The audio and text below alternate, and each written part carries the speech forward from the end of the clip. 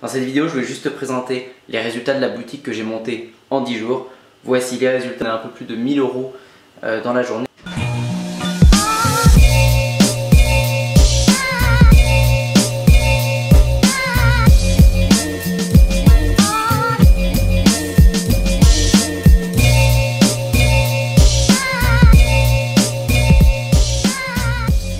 Salut à toi et bienvenue dans cette nouvelle vidéo.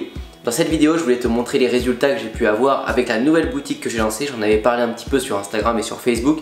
Je sais pas si tu avais suivi ça, mais j'ai lancé une boutique sur les derniers jours de mai, vers le 28 mai, ouais, le 28 mai, 29 mai, quelque chose comme ça. J'ai dû commencer cette boutique et on a passé les 1000 € de chiffre d'affaires. Bon, et excuse-moi parce que c'est vrai que ça fait un petit peu longtemps que j'ai pas fait de vidéo parce que je préparais justement cette boutique pour l'emmener à plus de 1000 $ par jour.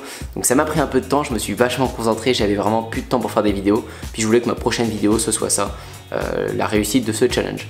Donc excuse-moi encore pour le temps, j'ai peut-être mis à peu près 1 ou 2 semaines avant de ressortir une vidéo, ça n'arrivera plus. C'était l'objectif que je m'étais fixé, passer les 1000 € le plus rapidement possible, en étant rentable bien sûr, pas en mettant un gros budget d'un coup pour essayer de mettre 1000 €. Non, c'est une boutique que j'ai travaillé, où j'avais déjà préparé la chose avant. Et j'ai essayé de faire les 1000 € de chiffre d'affaires par jour. Donc c'est monté progressivement et hier on a réussi à les faire. Donc on les a fait en à peu près 5 jours, 6 jours à peu près. 5-6 jours on a réussi à atteindre ces 1000 € de chiffre d'affaires par jour. Donc c'est juste pour montrer, cette boutique elle est juste là pour montrer que c'est possible. Pour montrer que oui c'est encore possible de faire de l'argent avec les magasins de dropshipping. Et comme je dis à chaque fois, c'est que le début de ce business. Là je ne l'ai pas fait par des influenceurs Instagram parce qu'il y a beaucoup de personnes qui le font. Là, au début c'était l'idée que j'avais de passer par un influenceur Instagram, mais il y a énormément de personnes qui le font, donc ça aurait fait un plus gros chiffre avec les influenceurs. J'aurais peut-être fait, je sais pas, 5 000, 10 000, 15 000 € de chiffre d'affaires dans la journée, mais ça aurait été du one shot.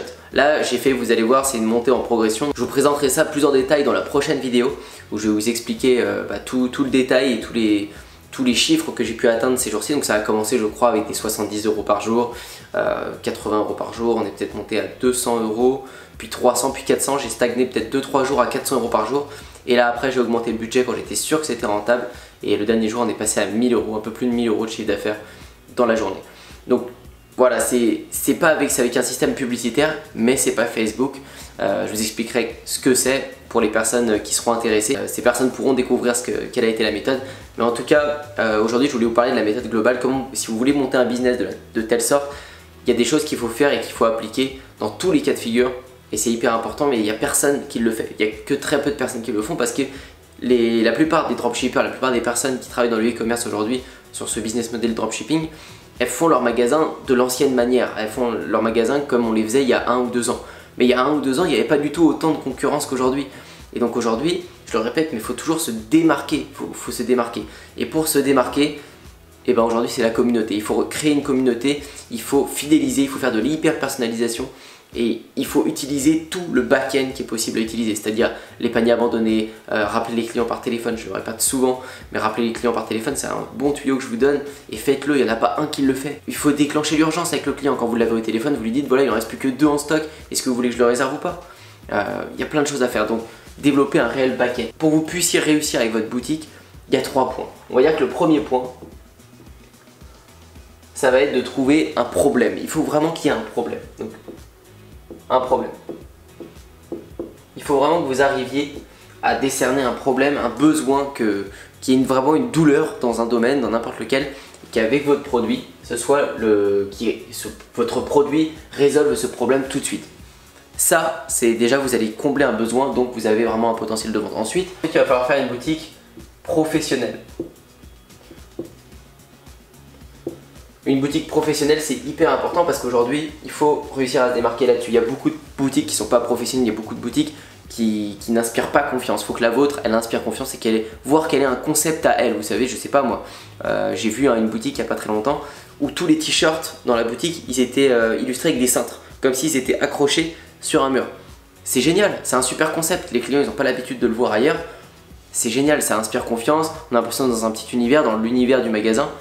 C'est top. Si vous pouvez faire ça dans votre domaine, c'est un énorme plus et c'est ça qui va faire que vous allez vous démarquer. C'est comme ça que vous pouvez vous démarquer. On me dit souvent comment je me démarque des autres.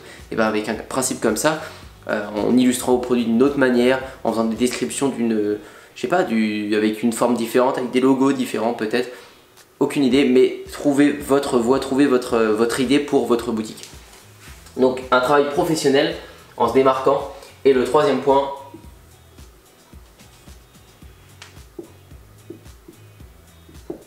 le trafic. Apporter du trafic. Il vous faut du trafic en masse sur votre boutique. Plus le problème, la principale problématique, c'est le trafic. Si vous n'avez pas de trafic, vous ne pouvez pas vendre. Si vous n'avez que 10 personnes qui passent sur votre boutique par jour, ça va être très compliqué de vendre. Il faut avoir du trafic en masse. Et il y a des choses aujourd'hui pour avoir du trafic à moindre coût. Il y a des influenceurs, il y a d'autres plateformes que Facebook. On peut avoir Facebook qui peut coûter peu cher. En utilisant bien les objectifs, on peut avoir du trafic à moindre coût, mais c'est pas la meilleure solution. On peut avoir du trafic à moindre coût avec les emails, avec une base d'emails. Il va falloir se constituer des emails. Comment on peut se constituer des emails? En créant une communauté que vous allez rediriger sur des pages, vous allez capturer leur email parce que vous allez leur apporter de la valeur. Je le dis toujours, plus vous apportez de la valeur gratuitement, plus vous allez en recevoir. Donc c'est comme ça, vous donnez de la valeur gratuitement par exemple en échange de mails sur votre communauté. Et tous les mails que vous allez collecter, eh ben vous allez leur envoyer des offres promotionnelles, vous allez les utiliser dans le ciblage Facebook, vous allez utiliser dans le ciblage de toute plateforme marketing. Et tout ça, vous allez attirer beaucoup de trafic sur votre site. Si votre produit, il répond réellement au problème, si votre boutique elle est professionnelle, s'il y a un vrai concept, si vous apportez du trafic, il n'y a aucun problème. Pour l'instant, vous avez la bonne base pour vendre. Ensuite, tout ça, il faut mettre le back-end. Si vous n'avez pas de back-end avec ça, ça va être compliqué de passer en rentabilité. Il y a beaucoup de personnes qui vont bien faire ce business model là, mais qui vont me dire Antoine, je suis break even, je suis pas rentable, je perds 5 à 10 euros par jour, je mets 100 euros de pub, ça me rapporte que 80. Tu vois, c'est pas viable. Bah ouais, parce que tu n'appliques pas le back-end, c'est le back-end qui va te faire passer en rentabilité. Le back-end, ça va être les paniers abandonnés. Ça va être aussi le téléphone. Donc le téléphone, c'est les rappeler au téléphone directement que vous avez des paniers abandonnés. Pourquoi vous leur envoyez un mail? Les mails, il y a 20-30% d'ouverture. Appelez-les directement, envoyez-leur un SMS. Ça marche, ça c'est plus direct. Le taux d'ouverture, il est à 90%, 95%. Tout le monde, un appel, on va vous décrocher. Vous passez pour l'employé et vous dites, voilà, on m'a dit de vous appeler, il ne reste que 2 ou 3 en stock. Est-ce que vous voulez l'acheter? Est-ce que vous voulez que je vous le mette de côté? C'est notre best-seller, il part tous les jours. Le client, il va faire, ok, ah oui, d'accord, il y a déjà quelqu'un derrière le téléphone. Ça va l'inspirer confiance, c'est énorme. Donc tout ça, vous récupérez énormément d'argent. Là-dessus, vous êtes rentable. Je vous parle même pas du retargeting. Le retargeting, c'est là où vous faites le plus d'argent. Le retargeting, il y en a pas. Il y a une personne sur deux qui l'utilise et encore.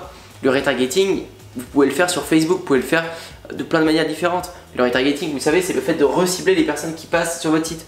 Si il y a 100 personnes qui passent dans la journée sur votre site et qu'il n'y en a qu'une qui achète les 99 autres, vous en faites quoi? Vous les oubliez? Bah non, le retargeting, vous les reciblez. Vous les reciblez jusqu'à temps qu'ils achètent. Un client achète en moyenne au bout de 7 fois. Donc si vous savez qu'un client achète en moyenne au bout de 7 fois, vous savez que tout votre argent, vous allez le faire sur le retargeting. Donc n'oubliez pas ce point. Et le back-end, ça représente encore plein d'autres choses. Dans le back-end, vous pouvez intégrer l'information gratuite. Info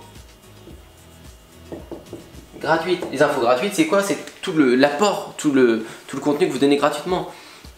Sur Facebook, sur YouTube, sur Instagram, tout ce que vous donnez gratuitement, vous allez fidéliser une clientèle, vous allez fidéliser une communauté qui n'aura aucune autre raison d'acheter chez vous parce que vous lui apportez tout, vous lui donnez tout. Pourquoi il irait acheter chez les concurrents alors que vous lui donnez tout gratuitement?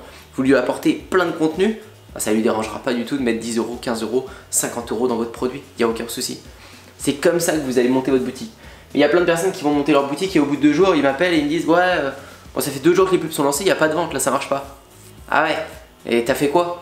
T'as juste fait une boutique, t'as même pas d'avis sur tes produits. Ça fait 2 jours que t'as commencé ta boutique, mais un business ne se monte pas en 2 jours. Tu montes avant oui, c'est sûr qu'il y a 1 an, il y a 2 ans, tu pouvais lancer une boutique, tu pouvais mettre une publicité sur Facebook, j'avoue, ça marchait. Tu pouvais vendre tout de suite, c'était pas une boutique pérenne parce que si tu développais pas ta communauté derrière, bah, ça marchait pas sur le long terme. Maintenant, pour que ça marche tout de suite, il faut développer ta communauté. À part sur quelques cas exceptionnels où ça marche encore tout de suite, mais c'est de plus en plus rare. Aujourd'hui, il faut développer ta communauté avant et ça paraît beaucoup plus logique. Mais ne t'étonne pas si ton business il cartonne pas au bout de 2 jours. Quel business marche au bout de 2 jours? Aucun. Si vous passez 1 mois à fidéliser votre communauté, si vous passez 2 mois à essayer de créer tous vos abonnés, à créer à créer un groupe Facebook, à créer une chaîne YouTube active, à créer une boutique qui tourne avec vos abonnés, votre communauté qui vient, qui interagit avec vos publications, avec votre boutique, avec vos produits, si ça prend 2 mois, ça prend 3 mois avant de se mettre en place, mais c'est rien. Quel business demande 2 ou 3 mois avant d'être monté et qui cartonne? Parce que quand une boutique cartonne, Quand vous avez une communauté, quand vous avez 100, 200, 1000, 2000, 4000, 5000 personnes qui vous suivent activement sur Facebook, sur YouTube, à chaque fois que vous balancez des offres, c'est ces 5000 personnes qualifiées qui vous suivent, qui vous aiment, qui vont aller sur votre boutique et qui vont acheter. Et ça va pas vous faire des chiffres d'affaires de 10 € par jour, ça va plutôt vous faire des chiffres d'affaires d'entre 100 et 1000 € par jour, voire plus votre communauté est grandie. Et plus vous avez cette preuve sociale, plus vos nouveaux clients que vous allez cibler sur Facebook, ils vous feront confiance parce que vous avez déjà une grande communauté, vous avez déjà beaucoup de personnes qui vous suivent. C'est comme ça que vous allez monter votre business. Mais ne demandez pas à une centaine, voire des milliers de clients d'acheter tout de suite chez vous maintenant alors qu'ils voient la même offre que vous 1000 fois dans leur fil d'actualité Facebook. Il faut vraiment se remettre dans le contexte et aujourd'hui en 2018 ça a changé. C'est une très bonne chose qui se passe en 2018 parce que ça fait un petit tri. Toutes les personnes qui ne sont pas motivées à pousser le truc, toutes les personnes qui ne sont pas motivées à se donner à fond, ça les écarte. Ça les écarte parce qu'elles vont pas marcher tout de suite. Tandis que les personnes qui veulent vraiment percer et qui veulent apporter de la valeur à leur communauté, oui pour elles ça va marcher. Alors il y a une chose qui varie un petit peu, c'est pour les magasins généralistes. C'est compliqué de développer, de créer et de fidéliser une communauté pour des magasins généralistes. Parce que les magasins généralistes, c'est notre, comme je dis à chaque fois, c'est un peu notre centre de test, on va tester plein de boutiques. Les magasins généralistes, vous savez, c'est les boutiques où on a plein de collections différentes. On va avoir aussi bien des collections pour animaux, des collections pour de la cuisine, pour de la beauté. C'est là où on peut tester plein de produits dans plein de niches différentes, ça nous évite de recréer des magasins différents. Là, c'est compliqué de fidéliser, donc ne tentez pas de faire ça. Vous tentez vos produits, si vous sentez que ça peut mordre, vous pouvez les décliner en boutique de niche. Maintenant, je préconise presque plus de commencer sur une boutique de niche.